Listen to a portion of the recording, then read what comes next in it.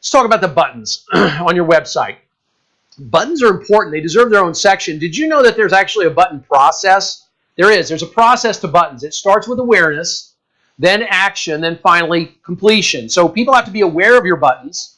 They have to want to take an action on those buttons. And finally, whatever form pops up, they need to complete them. That's the button process. And so your buttons must make people aware, make them want to take an action, and then also make them want to complete the form. Now, buttons drive leads. There's no better way to say it, because buttons means there's an interest. Buttons also mean that the consumer is making a commitment.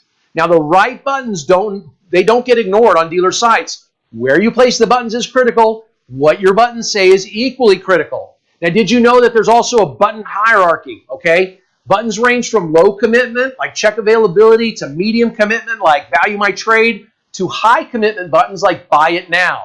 The commitment we're talking about is a consumer's commitment. Now, best practice is to include a mix of all three button types on your search results pages and your vehicle detail pages into watch for banner blindness.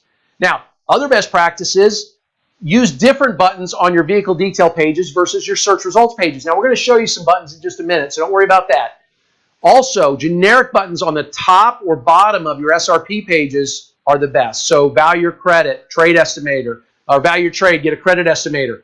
Using those at the top and bottom of your search results pages, and then using VIN-specific buttons on the vehicle listing in your search results pages, like a get an e-price button, those are the best practices to drive the most. Now, can you have too many buttons? Yeah, you can actually. There's a researcher named Sheena Iyengar. Now, she's with the Columbia Business School. She's an expert on choice. She's written a book on choice. All right.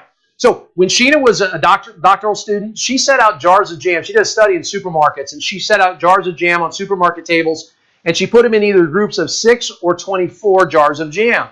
And she found out that about 30% of the people who were given 6 choices bought some jam. But only 3% of the people who were presented with 24 choices bought some jam. So can you have too many buttons? Yes, you can. How do I know if I have too many buttons? You track and you measure.